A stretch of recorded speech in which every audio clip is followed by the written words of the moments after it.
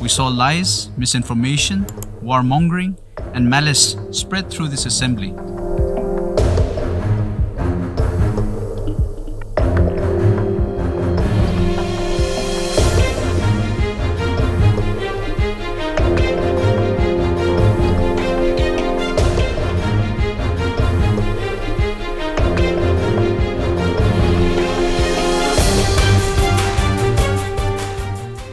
The leader of Pakistan today called for those who incite hate and violence to be outlawed.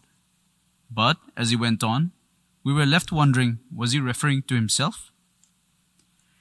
This hall heard the incessant rant of someone who had nothing to show for himself, who had no achievements to speak of, and no reasonable suggestion to offer to the world. Instead, we saw lies, misinformation, warmongering, and malice spread through this assembly. The words used today at this great assembly by the leader of Pakistan demean the very essence of the United Nations. For a nation that is deeply buried in medievalism, it is understandable that the tenets of a modern civilized society, such as peace, dialogue, and diplomacy, are far-fetched.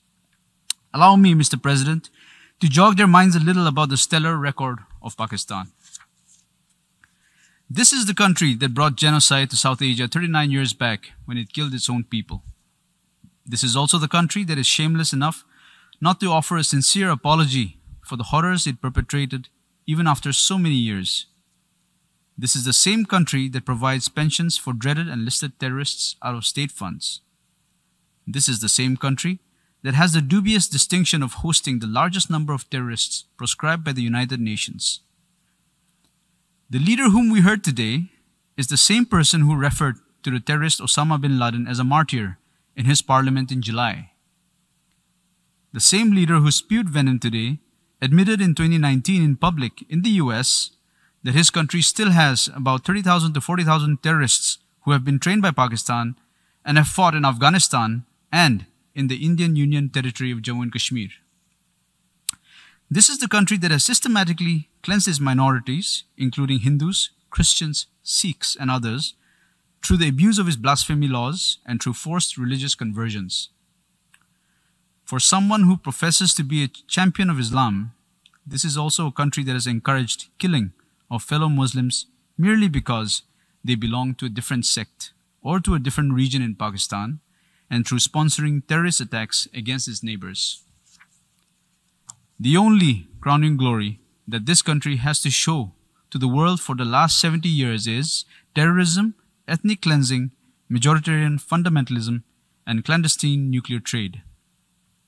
Mr. President, let me assert here loud and clear.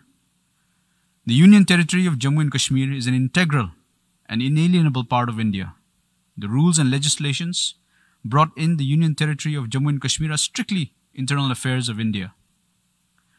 The only dispute left in Kashmir relates to that part of Kashmir that is still under illegal occupation of Pakistan. We call upon Pakistan to vacate all those areas that it is in illegal occupation of. What should rather be on the agenda of the United Nations is Pakistan's deep state and its unrelenting political and financial support to terrorist organizations and mercenaries which are a threat to global peace and security.